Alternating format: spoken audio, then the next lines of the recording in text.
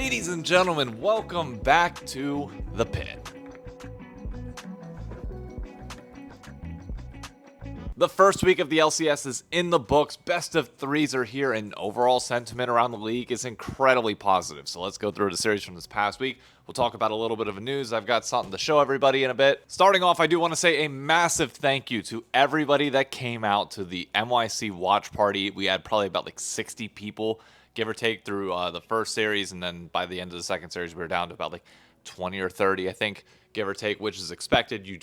When you host events like this, you shouldn't be expecting people to be there for the entire time. People have lives, afternoons, everything else. They're going to come in for the series that they want to see and then dip out. It's not an expectation that people spend like 7 hours with you. But we got treated to an incredible set of games, starting with Team Liquid and FlyQuest.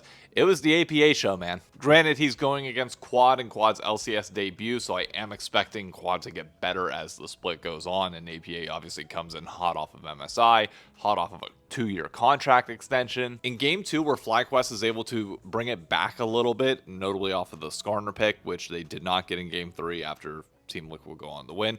APA still looked good even in that. He picked up player of the series. Yawn, notably, also just got a 2-year contract extension. He looked a little bit quieter this series. That's fine. I talked to him last week. If you didn't see that interview, he's not the biggest fan of this meta, and I think he was playing Lethality Callista in one of the games. His Callista's good. I still hate Lethality Callista personally, but it is what it is. On the FlyQuest front, I definitely think there were a few positive signs. Inspired and Whippo got beat really, really bad in Game 1. Were able to bounce back in Game 2 with that OP Skarner pick. But I can't honestly say that I was all that impressed by FlyQuest, but they're playing the best team in the league. So, I'm not going to sit here and, beat down on them. When they win this upcoming weekend against who do they got? They have NRG. If they 2-0 NRG, then they'll be fine. I'm not going to be worried about anything. But if they don't, then we'll see. Probably the most entertaining series of the entire weekend, in my opinion, was Cloud9 versus Dignitas. Not only for the storylines that you had going into it, where it was basically C9 Blue versus C9 Yellow, but you just had the return of all of these big players like Spica, like Sven,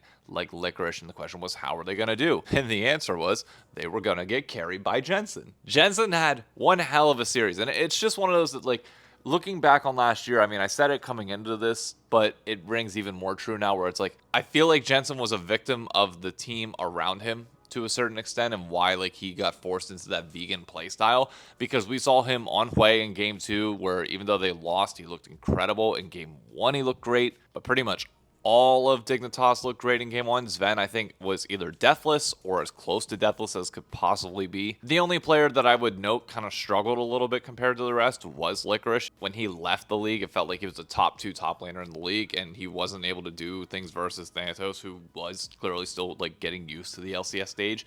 You would have expected him to just beat him down, but hey, look, he hasn't played in a while, so I have a feeling that Dignitas is going to come around. I projected them 4th at the end of the season. I think a loss to Cloud9 here in a 2-1 fashion, honestly, is nothing to scoff at whatsoever. I think they're perfectly fine and in a good position going into next week, where they do face against 100 Thieves, who's coming off of a pretty hot 2-0 over NRG. I've spent a lot of time already talking about the NRG series. If you want to check out the Rendezvous, that's everything 100 Thieves. You'll be able to find it there. But the 2 key highlights for this were, 1, Quid, still in MVP form. We'll talk about MVP a little bit later. The drafting of 100 Thieves is still absolutely incredible. It's just a matter of whether they can perform on those picks. And then for NRG, the slump continues. I don't know what else to say. They just don't look coordinated whatsoever. And finally, I felt bad for Shopify, and it's why I'm wearing this hat, because I'm saying that, their season's in trouble already. You had to make this game look close against Immortals. Immortals is one of those teams where I think people have been sleeping on for a bit, but their ceiling still is 5th or 6th. And if you want to try and sneak into playoffs, you had to be able to pick up this win.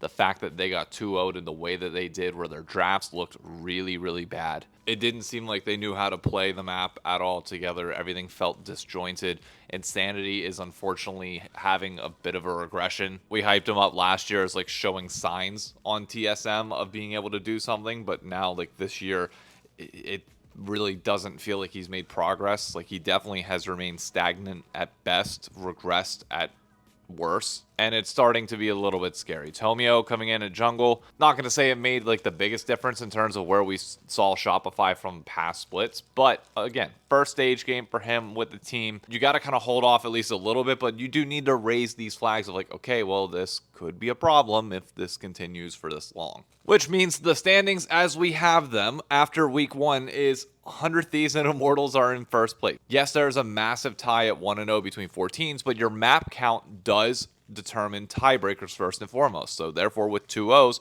100 Thieves and Immortals are both sitting at first, and then you have Team Liquid and Cloud9 right behind them. Let's go on to some LCS news. I promise I'm not going to talk a lot about viewership this year, or at least try not to unless it becomes another focal point of conversation, but I just want to highlight how good of an opening weekend this was. Viewership is up already from last summer. We don't compare to spring, except for like the drop in viewership. The drop from like spring to summer, it happens every single year, even back whenever League was like insanely popular. And there was like a 30,000 fall off like last year. I'm not sure what the number is this year, but I just know summer over summer, we are up from where we were at this point last year. 2 of the series from this past weekend, especially opening weekend, would already be within the top 5 series of all of summer last year. So yes, like we're in a very good spot, and it feels like the momentum that we have as a region is continuing to build, and overall community sentiment seems very positive. I've listened to Hotline League, to Power Spike, to all of the talking heads, and even the people who are normally like negative on the LCS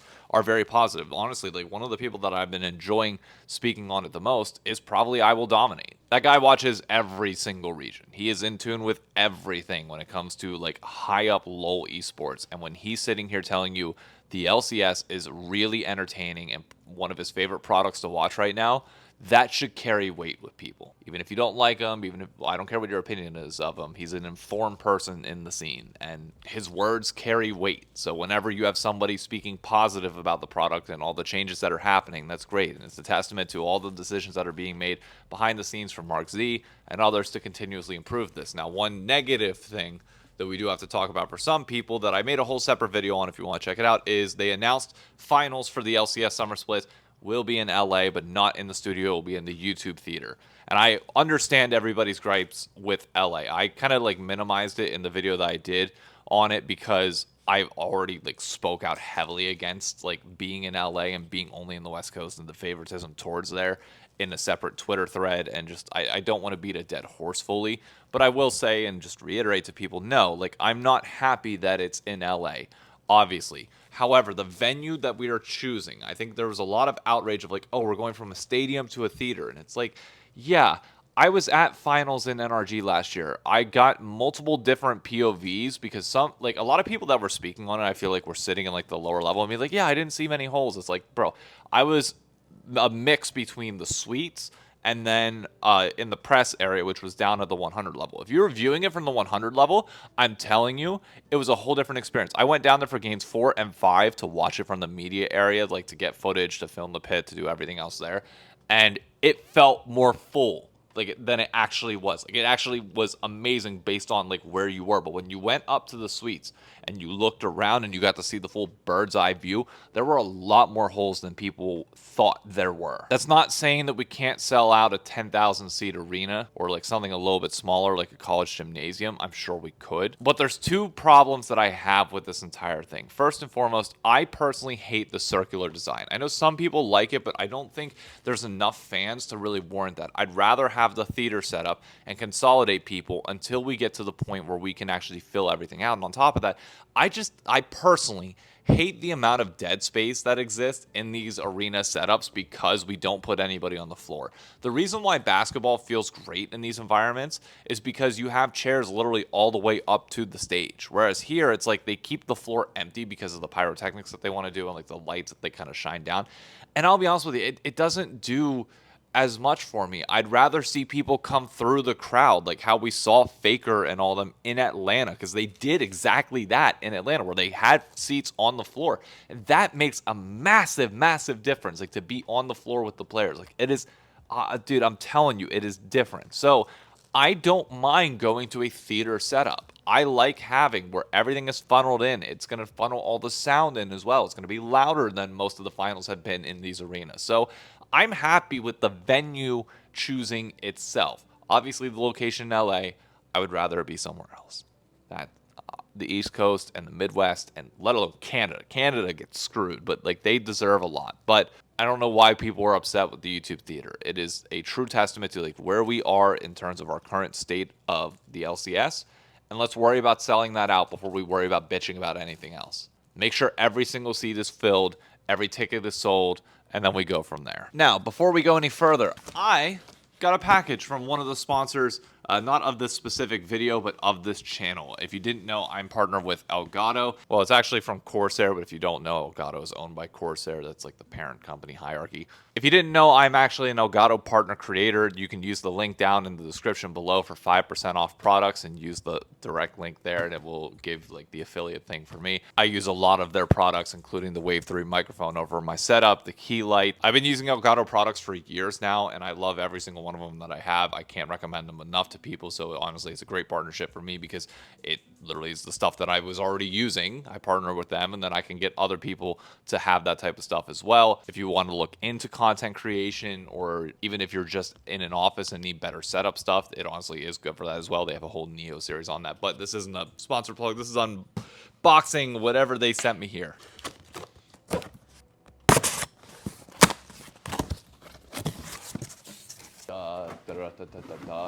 It's a box. Oh, shoot. That opened up the wrong way. Oh, no, it's upside down. Oh, no. Elgato, I'm sorry. I messed it up. Ugh. Let's flip it. Got on the front of the box. An Elgato partner, which is what I am.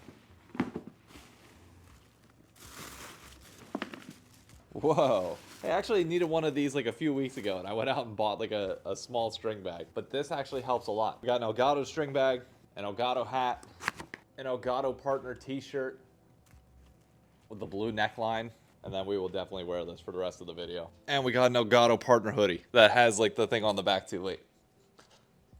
Look at that.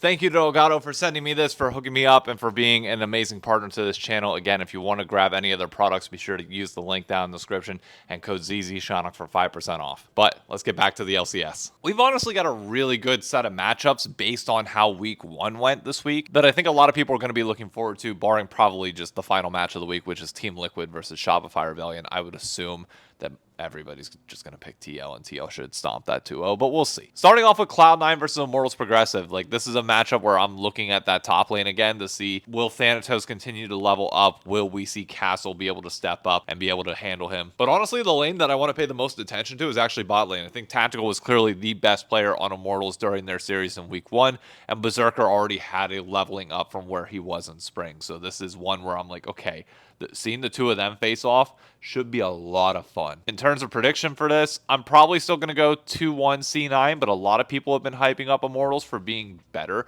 this time around, and their scrims actually translating the stage at least a little bit, but it was against Shopify.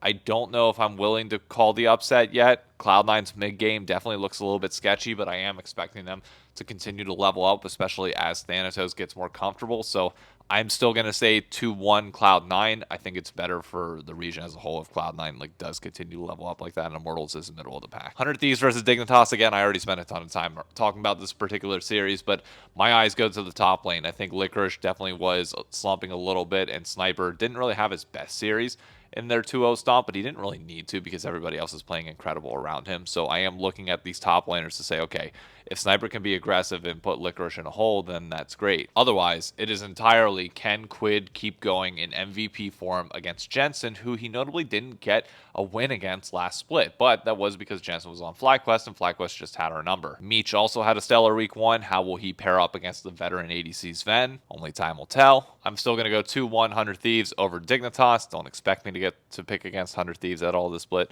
FlyQuest versus NRG. Will NRG bounce back? Will the bot lane specifically be able to look better against Masu and Busio, who honestly like definitely look better than like their MSI performance? Busio specifically actually had a really good week 1. I'm curious to see how he does against Huhi, if Palafox can return to form, and just in general, like NRG just needs to get on the same page. Like they really do.